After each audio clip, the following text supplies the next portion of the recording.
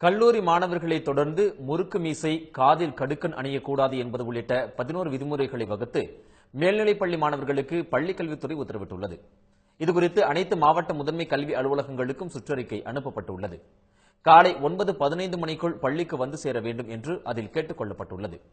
Low hip, tight fit பேண்ட்கள் அணிந்து வர அனுமதி இல்லை என்று குறிப்பிடப்பட்டுள்ளது. அரைக்கை சட்டை மட்டுமே அணிய வேண்டும் என்றும், சட்டையை இறுக்கமாக அணியக்கூடாது என்றும் அறிவுறுத்தப்பட்டுள்ளது. மாணவர்கள் அணியும் சட்டை டக்கின் செய்யும் போது வெளியில் வராத வகையில் இருக்க வேண்டும் என்றும் தெரிவிக்கப்பட்டுள்ளது.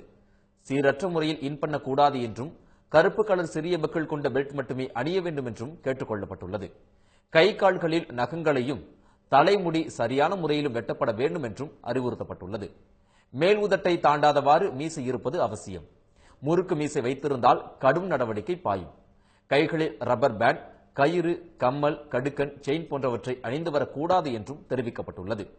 பெற்றோர் கையொப்பத்துடன் வகுப்பாசிரியர் அனுமதி பெற்றுதான் விடுமுறை எடுக்க வேண்டும் என்றும் கேட்டுக் கொள்ளப்பட்டுள்ளது. பைக், செல்போன், ஸ்மார்ட் போன் கொண்டு வர அனுமதி இல்லை என்றும், பறிமுதல் செய்யப்பட்டு திரும்ப ஒப்படைக்கப்பட மாட்டாது என்றும் கூறப்பட்டுள்ளது. பிறந்த நாள் என்றாலும் மாணவர்கள் சீருடையில்தான் பள்ளிக்கு வர வேண்டும் என்றும் பள்ளிக்கல்வித்துறை உத்தரவிட்டுள்ளது.